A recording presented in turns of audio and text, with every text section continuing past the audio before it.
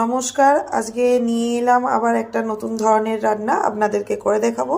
আর এই রান্নাটা আজকে করব মাশরুম ও ফুলকপি দিয়ে নতুন ধরনের এক রান্না। এই রান্নাটা সম্পূর্ণ নিরামিষ। যারা পেঁয়াজ রসুন খান না তাদের কথা মাথায় রেখেই এই রেসিপি আজকে করে দেখাবো। অনেকেই অনেক রকম ধরনের মাশরুম রান্না করেন, খেয়ে থাকেন। তো আজকে আমি আপনাদেরকে করে দেখাবো একদম নতুন পদ্ধতিতে নতুন ধরনের এক রান্না। আর এই রান্নার জন্য আমার লাগবে মাশরুমকে আমি ছাড়িয়ে, দেখুন এইভাবে ছাড়িয়ে নিয়ে ধুয়ে জল চিপে জল বের করে শুকনো শুকনো করে নিয়েছি। আলু কেটে নিয়েছি আর নিয়েছি ফুলকপি। এই রান্নাটা করার জন্য আমার লাগবে পোস্ত ও জিরা। আমি পোস্ত 2 চামচ নিয়ে নিয়েছি আর হাফ চামচ নিয়েছি জিরে। এবার একটা পেস্ট বানিয়ে নেব। আর এটা আমি শিলনোড়াতেই বাটবো। শিলনোড়াতে মশলা বাটলে রান্নার স্বাদ ভালো হয়, তাই আমি শিলনোড়াতেই বেটে এই মশলাটা রান্না করব। মশলা বেটে নিয়েছি আর শিলনোড়া ধোয়া মশলা জল আলাদা করে রেখে দিয়েছি। এবার আমি রান্নাটা শুরু করব। কড়াতে জল দিয়ে দিয়েছি। এতে নুন হলুদ দিয়ে ফুলকপিটাকে হালকা ভাপিয়ে নেব। এর জন্য প্রথমে আমি এর মধ্যে জলের মধ্যে একটু নুন দিয়ে দেব সামান্য হলুদ। এবার এর মধ্যে ফুলকপিটা দিয়ে একটু ভাপিয়ে নেব।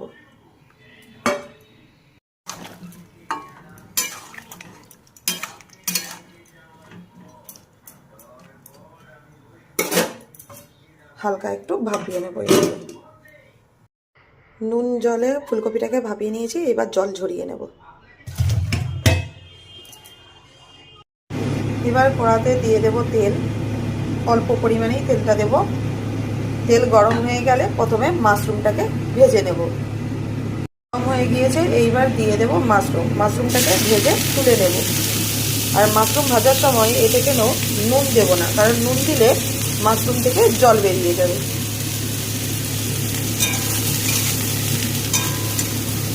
মাশরুমটাকে এইরকমভাবেই ভেজে তুলে নেব। মাশরুম ভেজে তুলে নিয়েছি।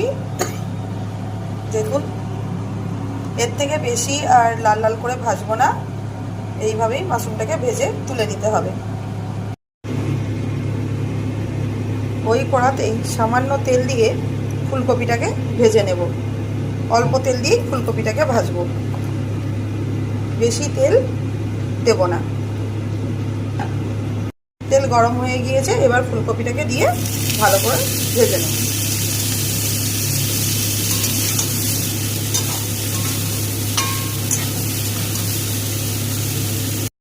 ফুলকপিকে ভেজে নামিয়ে নিয়েছি।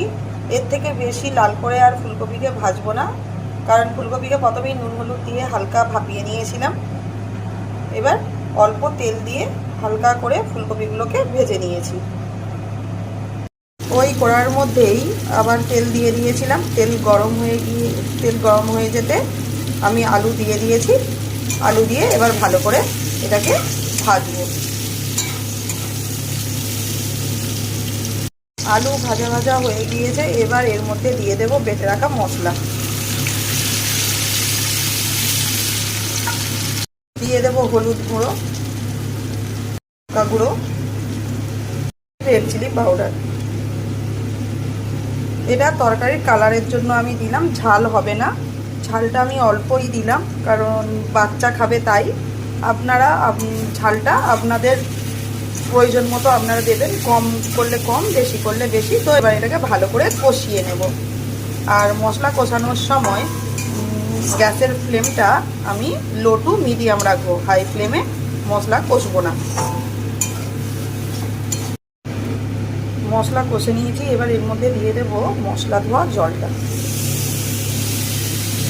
দিয়ে আবারও একটু ভালো করে কষিয়ে নেব। মশলা কষানো হয়ে গিয়েছে, এবার এর মধ্যে জল দিয়ে দিয়েছি।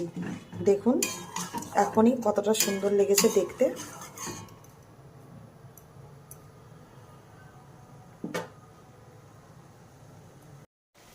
এই সময় দিয়ে দেব ভেজে রাখা মাশরুমটা, দিয়ে ভালো করে আলুর সাথে মশলার সাথে মিশিয়ে নেব।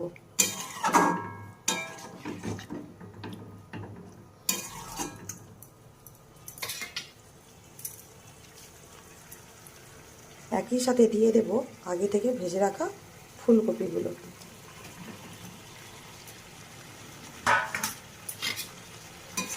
সমস্ত মশলার সাথে একসাথে মিক্স করব,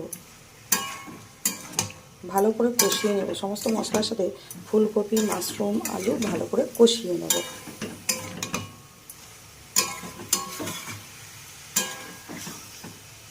সমস্ত মশলার সাথে কষিয়ে নিয়েছি। এবার এর মধ্যে দিয়ে দেব জল।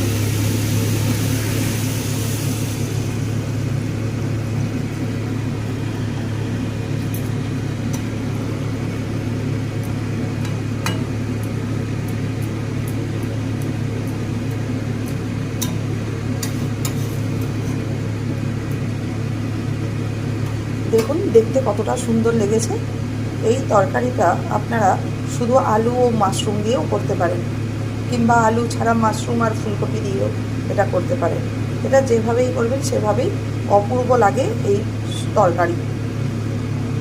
এটা গরম গরম ভাতের সাথে, গরম গরম রুটির সাথে খুব সুন্দর যায়। আপনারা একবার অবশ্যই এইভাবে বানিয়ে দেখবেন। এটা যারা পেঁয়াজ রসুন খান না তাদের কথা মাথায় চিন্তা করেই আমি আজকে এই রেসিপিটা করে দেখালাম। যদি আপনাদের পছন্দ হয়ে থাকে কমেন্টে জানাবেন কেমন লেগেছে।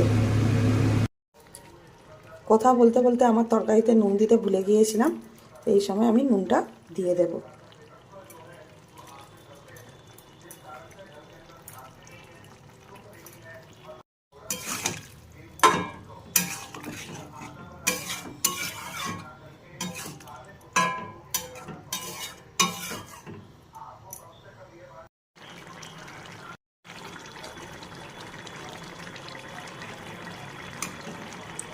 আলু সেদ্ধ হয়ে গিয়েছে। এই সময় আপনারা তরকারির নুনটা দেখে নেবেন। যদি নুন কম থাকে এই সময় নুনটা দিয়ে দেবেন। আর ঝালটা আপনারা আপনাদের পরিমাণ মতো দেবেন, কম বা বেশি।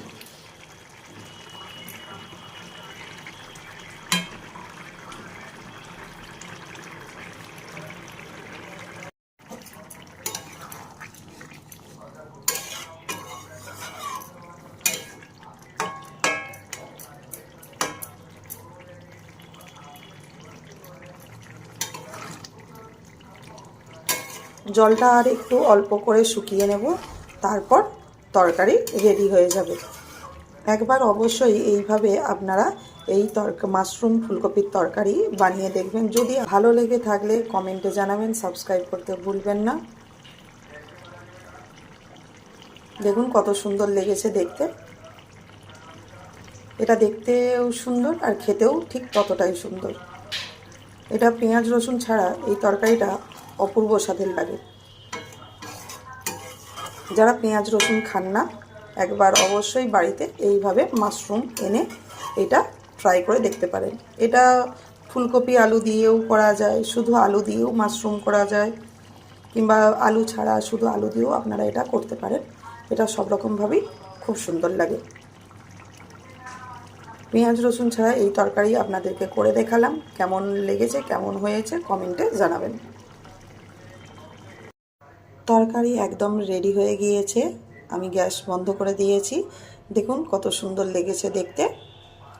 আপনারা যে দেখছেন এই রসটা, এটা কিছুক্ষণ পর আরও জলটা শুকিয়ে যাবে। এই তরকারির জলটা আরও শুকিয়ে যাবে।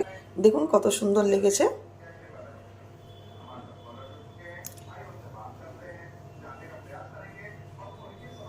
আমি কম তেলে একটা মাশরুমের তরকারি নতুনভাবে আপনাদেরকে করে দেখালাম। যদি ভালো লেগে থাকে বাড়িতে ট্রাই করবেন আর কমেন্ট করতে ভুলবেন না।